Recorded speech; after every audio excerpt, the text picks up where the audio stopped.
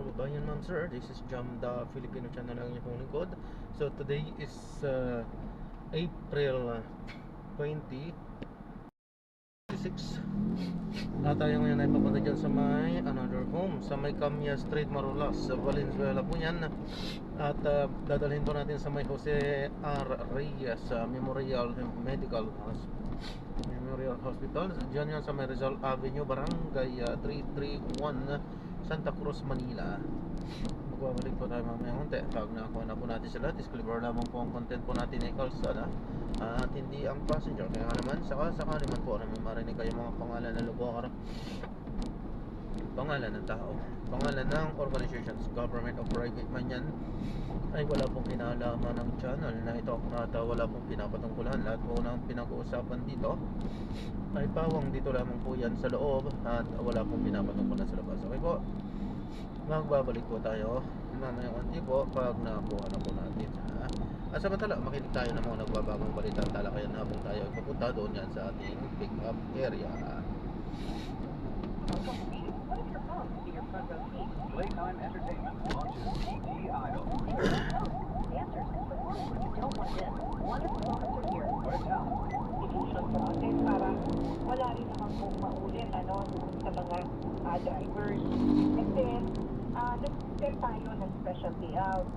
In fact, pausap po natin lahat, LTFRD, PNC, mga asosasyon, kung paano natin gagawin. And then we agreed on having an open doll for Saturday and Sunday. Ibig sabihin yan, in all payout sites in Caloocan, Quezon City, Taguig and Makati, pare-pareho ng laman ng payroll. Kasi po, ang rekomendasyon, sana hindi na natin palayuin pa yung mga drivers. Kung saan sila pinakamalapit na payout site, doon na sila magtutungo para hindi na sila gagastos pa ng karagdagang gasolina.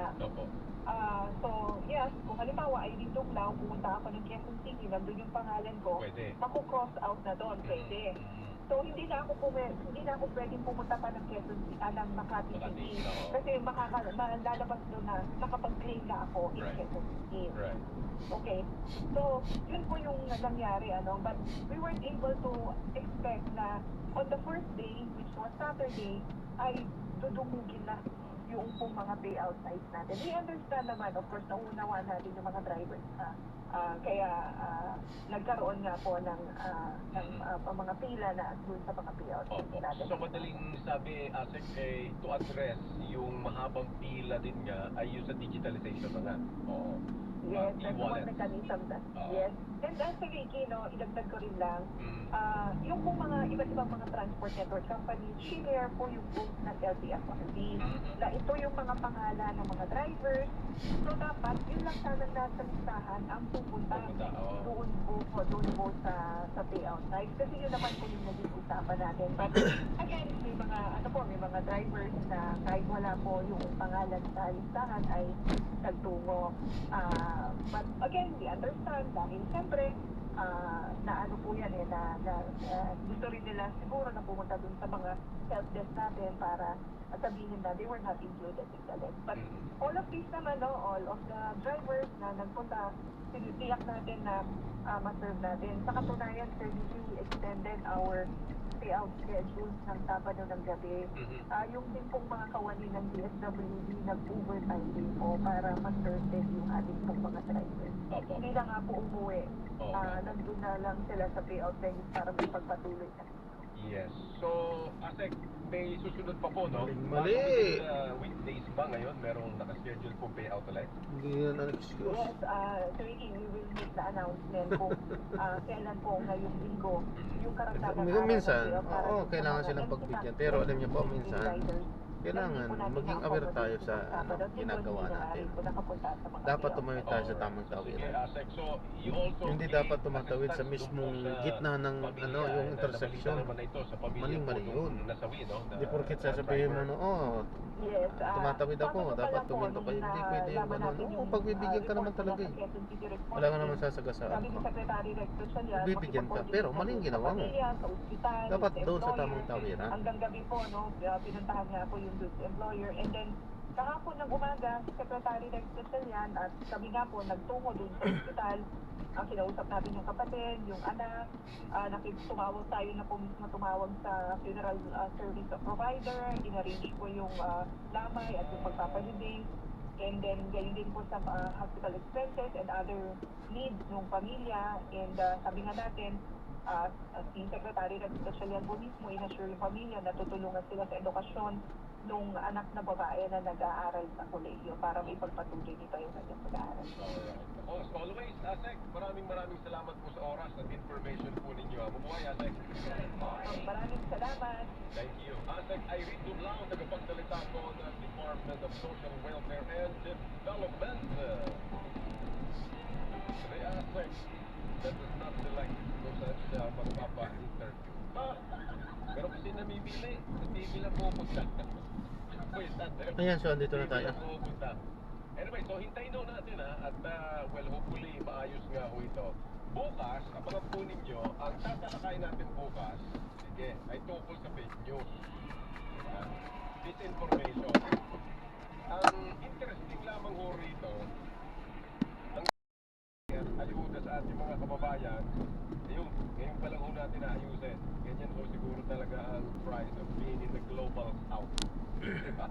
Sabi nung una, diba? Third world. Yan yung global south na yan. Yan yung gagamitin yung third world. Okay, balik tayo na konti. Bakit tayo mag-commercial?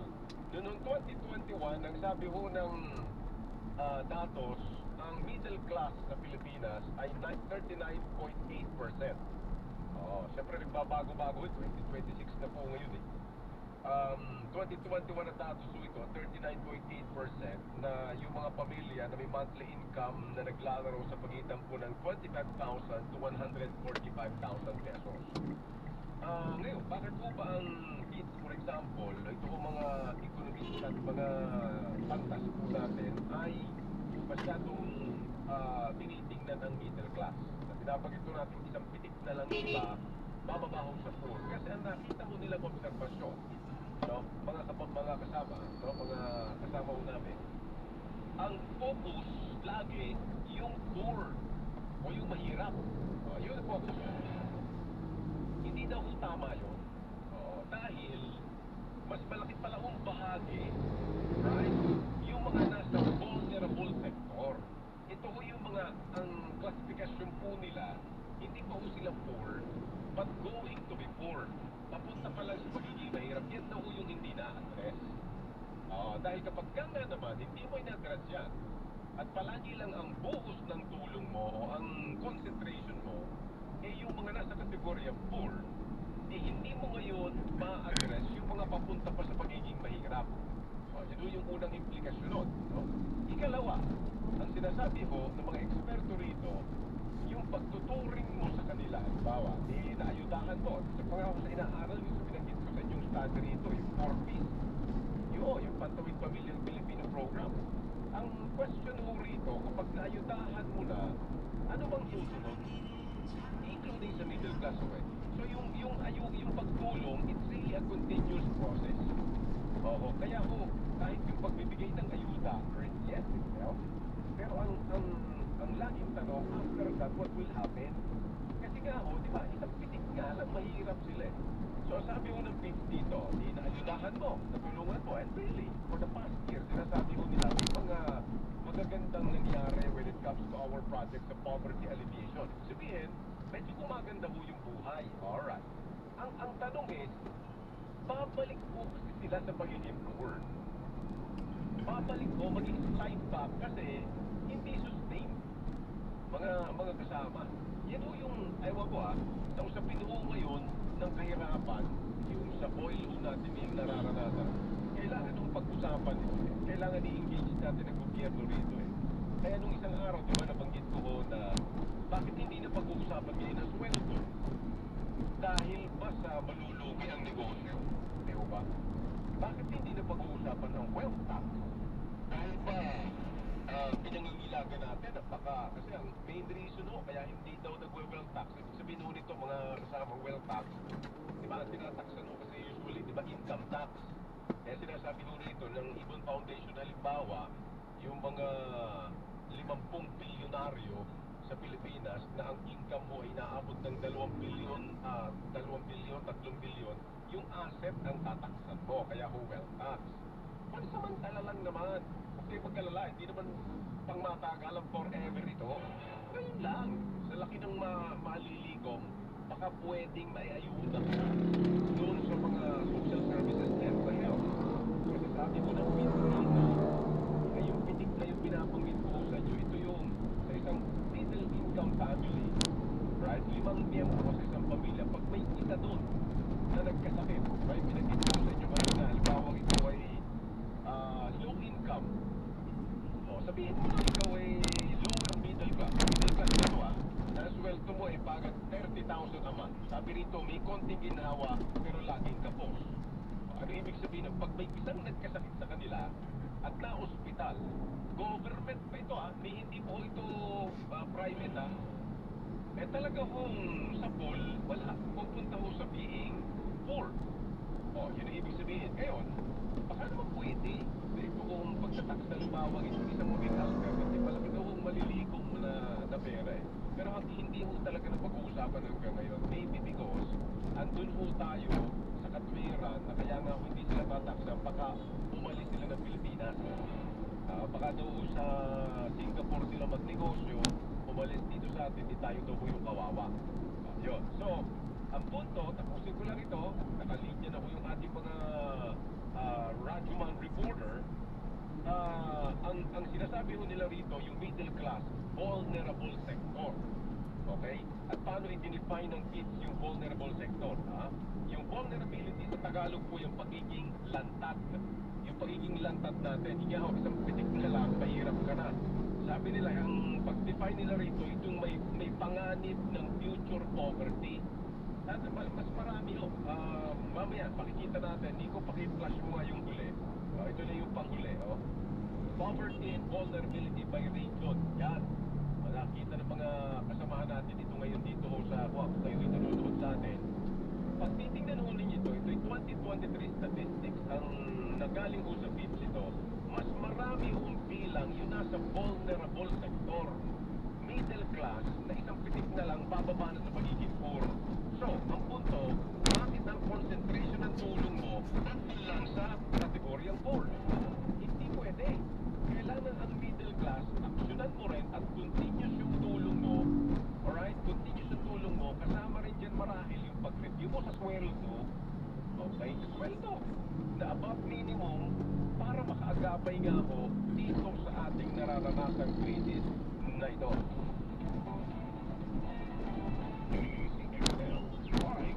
Alas 8:49. DCXL Rajuan Report. Eto muna sila. Special payout ng 5,000 pisong ayuda para sa DNBS driver.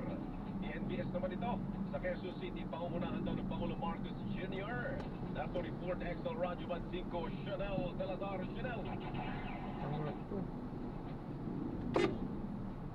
Magandang umaga, Bro Freaky. Tayo naman ay sa Quezon City Memorial Circle dahil may 1,000 cash relief assistance para sa mga transport networks ni Miguel na sila mga super na hindi nakakuha ng ayuda sa naunang schedule. Iba sa kanila, may mali sa pangalan kaya wala sa listahan. So inaayos yun, sila yung mga nakatanggap ng email kaya dito sila nagpunta sa Quezon City Circle. Nauna na nagkaroon ng payout para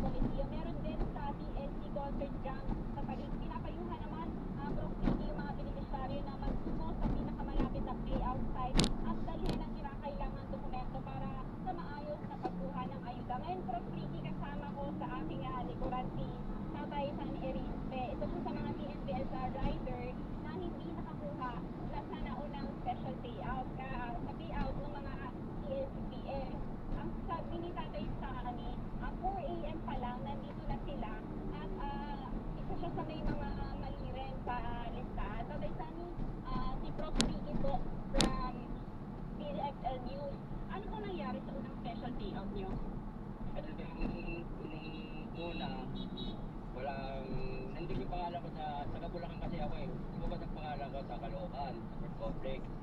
Tapos, pumila kami. Ang aga ko rin pumunta doon, alas 5 ata madaling araw, nandito na kami. Pero doon mabilis yung pila namin, hindi kagaya ngayon dito sa Circle. Nakakikaso naman kami. Kaya lang, sa haba-haba ng pinila ko roon, pagdating ko ng payout, pipip pa na lang ako. O wala ako yung oo.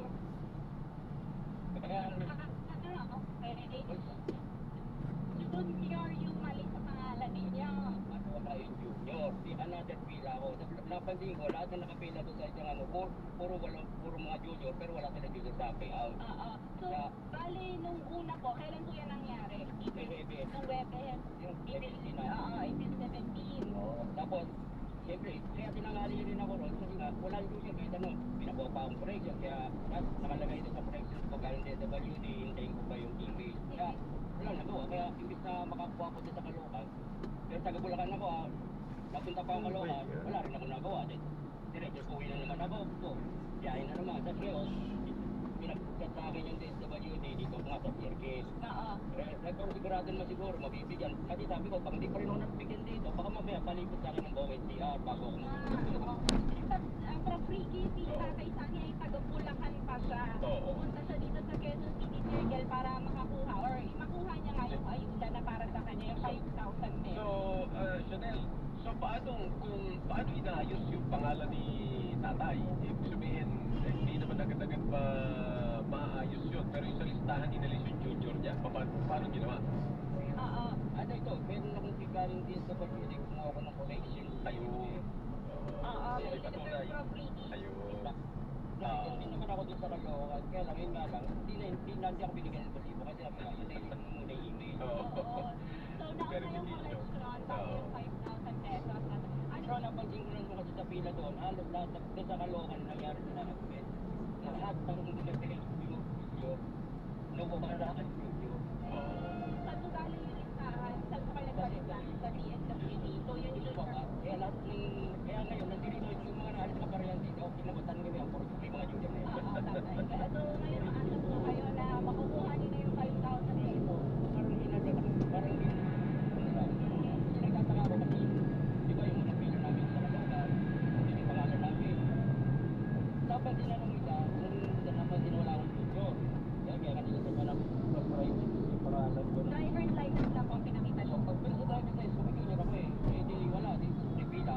Di sabi, pinapunta ako ng payout. Tapos yung payout, kung mag-pipil pa ko, yung inanong ano na, ay wala kayong junior, di pwedeng magano kasi kailangan may junior. Ano po yan? Wala po kayong biyahe ngayon. Wala pong kita. Dahil nakapila kayo. Oo.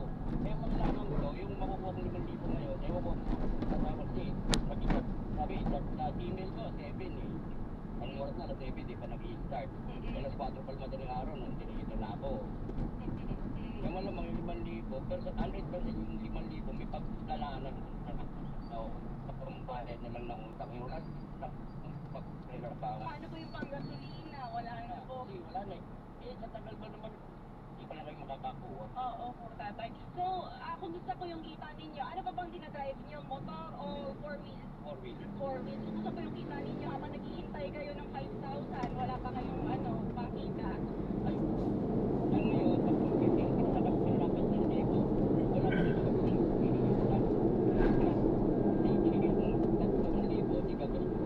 Kahit po nag-roll, pakita sila.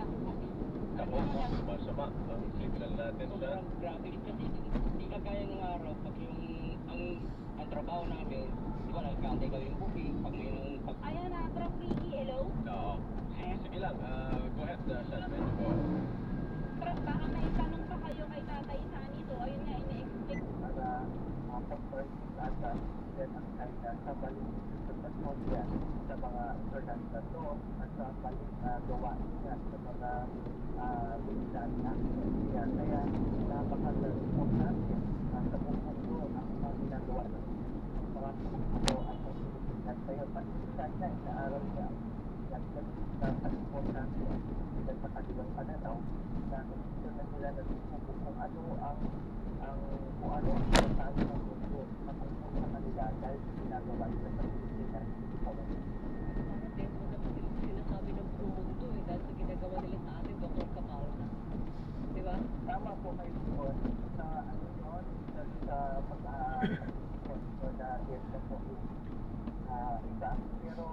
na sinabang nila. Lalo-lalo na natin yung mga kapitbahay natin dito sa kailangan nasa long Vietnam. Ginagamit nila yung mga pasansin sa maritime law natin. Ginagamit nila yung 2000 Article Award. Kahit na yes na sila, kasi sinabang nila dito at sa ginagamit nila ito, halimbawa ginagawa sa ibawa para sa kanilang sila ay na. So, ganun na lamang ba? Sa dali-dali sa mga maritime law, inaharap ko sa mga bagay na para pakita namin sa mga information na pagdating sa mga sitwasyon sa pag-aaral ng maritime community at kasi po ang responsibility nila sa kahit na ang na nandiyan kayo i-apply na at kami na ginagawa dyan bali-balita ay nagtatayo na sila ng kanilang ina-expand po nila at balak na tubig na military base.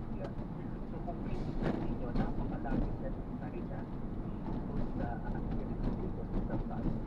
Pero kung ang mundo ay magtulungan para makikita ang mga balikawain ng China, masasabi natin na education, no? Kasi pag nagbabago pa naman na dito pa naman tayo sa Cartesian area, magbabago pa yung mga pangyayari dito sa ating mundo, no? Na maaaring actually ni China, no? Nasagalin ito ng negosasyon ng ating pamahalaan sa mga magiging presidente ng Pilipinas at nasagalin din ng ating mga diplomat paano sila makikipag-ugnayan sa China dahil napaka-importante po ng star monopol sa atin. Kapag nawala ang star monopol sa atin, parang napilayan po tayo, parang nakusulan tayo ng kamay. Natatandaan nyo yung mga ibang bansa ganyan na nangyari sa kanila sa kanilang pagkikipag-ugnayan ng mga malalakas na bansa. Alright. Professor, salamat sa oras ha. Mag-ingat po kayo. Thank you, sir. Maraming salamat po. Dr. Chester Cabalsa, Uno, Founder, International Development Security Cooperation Professor po ng University of the Philippines. Tinataksa Attorney, Professor, yung de facto controller ng Scarborough Shoal. ganun nangyayari. Ilaw-ilaw.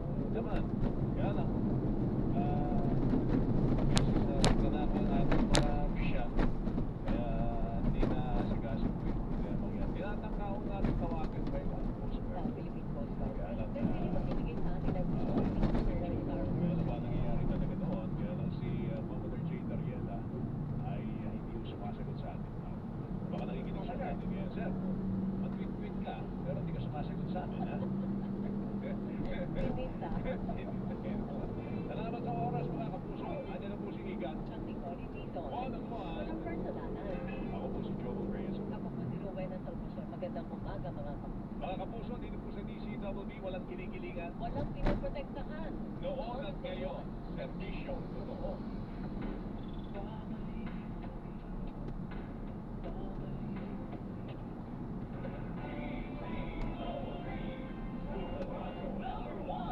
DCWB, Balitang Totoo.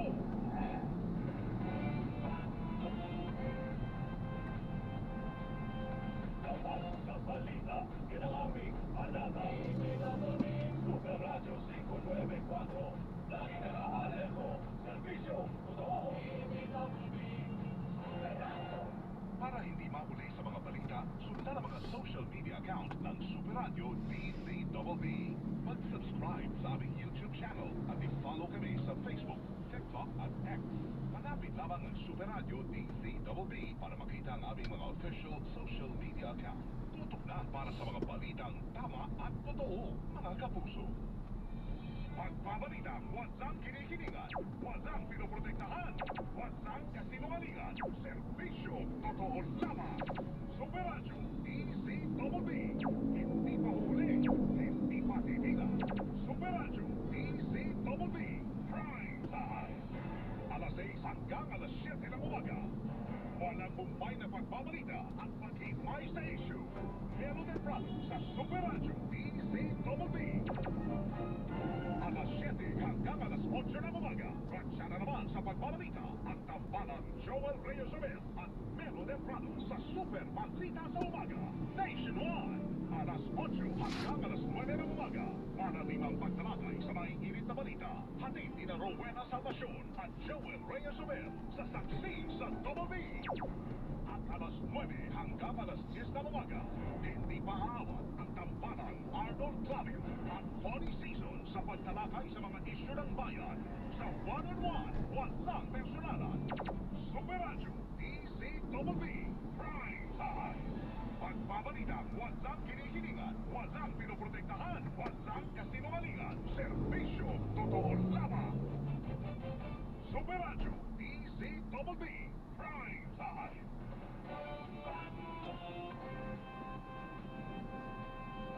Kapag sa balita, kinaaming panata, pinababing Super Radio 594. Lagi naka-alerto, serbisyo, totoo.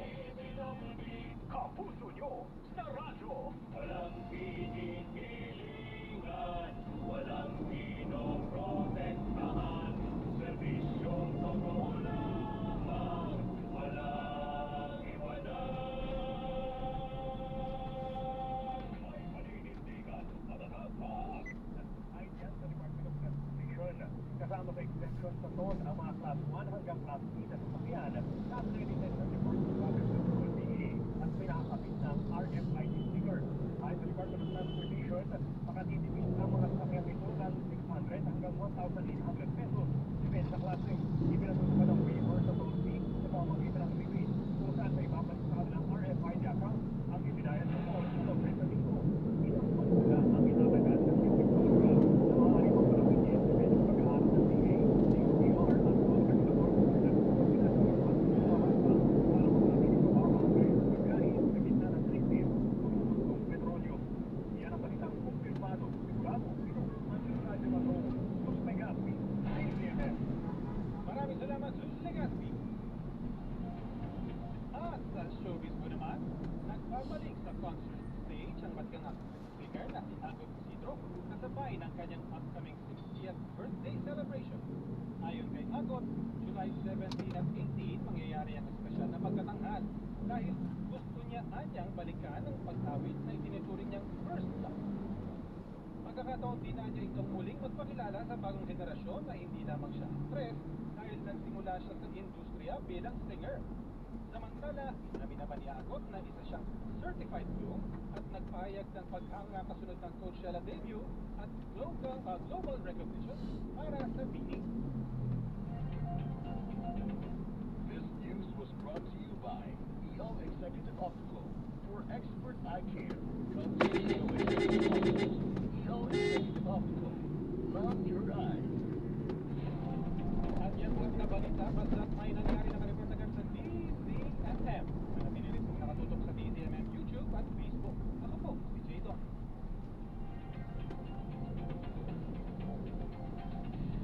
DZMM Balita ngayon. Mga nagbabagang tanong, direktang sasagutin. Mga naglalagablang na issue. Tuwirang pag-uusapan, walang paligoy-ligoy, walang patupik-tupik. Sina Peter Busi at Mika Lalo ang maghahatid ng balitang tapakan at tapakan sa talakayan. Balitapakan! Balitapakan! Sa DZMM Radio Patrol sa Estrella at DZMM Tele Radio.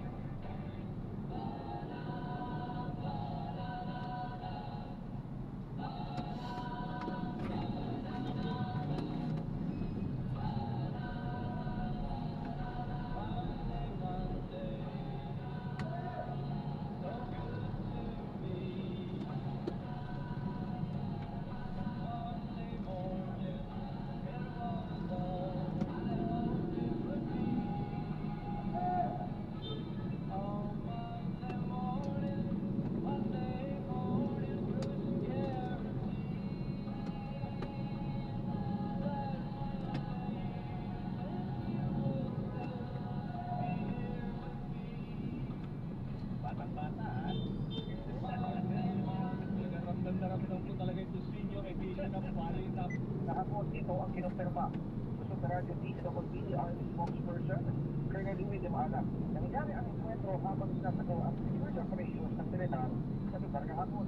Samantala, isang sundalo naman ang nasugatan sa enkwentro na ngayon ay stable ang kondisyon at nagpapagaling. Wala pang ibang detalye dahil nilalaban ng militar sa nangyari ang enkwentro. Ako si Mark Makalala ng CFA Radyo DWPD Palisang Tungkol.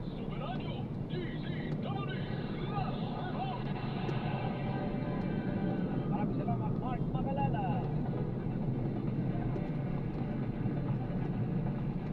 Oras natin ang 26, tuloy natin ang Double P, bagong mga balita. Recasco. Ayan na. Isa sa mga LPG at ito supplier. Recasco, magpapatupad ang 3 piso kada kilo na rollback sa LPG. Bukas. Naman, ano? Ang Department of Energy, maasa na tatalima ang oil company sa panawagan ni Pangulong Bongbong Marcos na buo at tamang oil price rollback bukas. Tayo ha, Pangulong Marcos pa nag-announce Meron naman ng kasi oil silang- price ha. oo. Deregulated yan ha. Pero meron kasing guidance Ano may oil nila. company? Pressure yan, mabuti naman. Oo. DSWD gagamit ng digital system o electronic wallet sa pamamahagi ng ayuda sa hinaharap. Pamamahagi ng ayuda para sa mga Pilipinas sa pang-publikong transportasyon matatapos ngayong April ayon sa kagawaran. Bakit daw yung susunod na announcement? Ayan. Ngayon lang nila naisip yung electronic wallet. Ang tagal-tagal na nating Kasi pinapanawagan. dati nabanggit na to kaya siguro sa ito yung mga hindi kasi nakasama sa listahan. Oo, Ang dami. no? naiintindihan din natin yung panawagan ng DSWD kasi chine-check nila. Kasi hindi nakakuha nga eh. Di ba? Nagpretenta ng ID. Iba pa nga. Oo, ayan ang problema. Sa Taguig. Mga ipinatupad na bawas presyo at ipatutupad pang rollback sa presyo ng produktong petrolyo bukas. Kulang pa rin ayon sa grupong Piston. Siyempre. Kasi Chef, bakit yan? 50-60, eh, 100 eh. Kahit anong bawas yun, nasa 100 pa. Hindi na mababalik. New normal na po 100 piso. marami na. Grupo ng mga bus driver at konduktor nagkilos protesta sa East Avenue para manawagan ng dagdag aksyon ng pamahalaan sa krisis sa Dakis. Presyo ng bigas at baboy tumaas sa unang bahagi ng Abril batay sa datos ng Philippine Statistics Authority. Pero ngayon, yung mga may dala niyan, agricultural products sa to, libre ha, sa buwan niya. Libre kayo. Atol, Sa to, libre sila. Pag may dala silang agricultural products, kagaya nito, pwede naman pala. bigas, baboy, wala silang babayarang to. Bentahan ng 20 pesos kada kilo ng bigas sa katiwa ng Pangulo sa Bureau of Plant Industry sa Maynila, Lunes hanggang Biyernes na. Sure kayo, meron pa magigira. Diba? At 2 lalaki patay sa isang kondo sa Tondo, Maynila. Ano, patay daw yung isa? Oo. Di alam pa anong relasyon itong dalawang ito sa kondo dyan sa Tondo. At mamaya ano tayo detalye dito sa rider na tumalon sa tulay. Eh, hindi na-aksidente. Tumagpas sa tulay. Abay, ang balita dyan sa Maynila. Walang daw ng mga control sa motorsiklo. Eh, dati daw kasi may release yun eh. Ibig sabihin may, May abakon, railings. may railings. Oo. Eh, hinakaw. Hindi pa pala kung nakawin yung mga railings dyan. Bakal. Ganun ba? Oo, hinakaw. Kaya, paimbestigahan din dapat yan. Release ko. Yung mga magnanakaw, lahat na lang talagang Kailangan ko tinukod yung railings, nalagay ka ng CCTV, hindi na ako ang CCTV. lahat. Pwedeng nakawin. At Dati, ibenta. ito Kung talaga matagal yung na mga junk shop na natatawa eh. bumibili. Gumawa na ako ng dating istorya. Ah, May mga public toilet. Diba? oo. Hindi nagtatagal, ninanakaw yung kubeta. Ano? Ninanakaw yung mga gripo kasi natin. Ito ba yan? Ito yun. Oo, yung Ito. mga junk shop. Dapat Ito? mag-impit ang mga barangay. Junk shop nila. Ay, hindi sa kabila yata. Sorry? Alas 9, G! Dagdag na mga balita. Kung may pagdadal naman, kung may permission, Tama, ito nga. subo ang Metro Manila. Ito.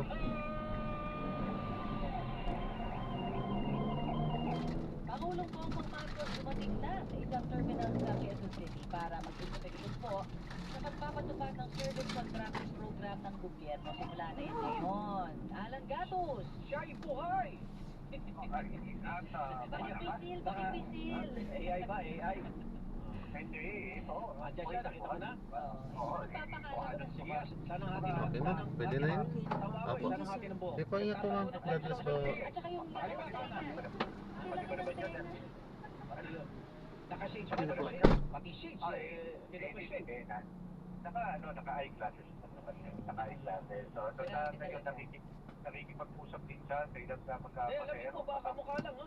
Eh, sinasabi may double daw. Ano ba, ha? Ano ba naman lahat na lang ng pupwedeng gawing invento? Siya ay buhay, tuloy mo Alan. buhay na buhay, malakas na malakas, at talagang personal na... Sir, saan yung outpatient? Wala pa. Hindi, ito sir. Para sa urban constructing program. Ayan, ito abangan mo Alan. Namahagi siya ng bigas, sabi ni Manny Vargas, binuhat yung bigas. Alagang binuhat niya, ilang kilo. Abangan mo, baka magbuhat ng modern chicken. Ayan, so nai-drop na natin siya. Maraming salamat po sa panonood hanggang sa muli. Ingat. God bless. Paalam po muna. Pansamantala tayo ay gagawa na ng ibang video sa ating susunod na misyon. Paalam po muna. Pansamantala, this is Jamda. Pilipino channel ang inyong paalam po. Baka habang paandar yung modern jeepney, may sasabay siya sa bilis na takbo. Di ba gano'n, modern jeepney. Yun lang na biruan natin para pakitang malakas siya. No? Unang ginawa niya ay kaagad na ipinaliwanag sa kanya ni DOTR Secretary Giovanni Lopez yung mga programa na nasa ilalim ng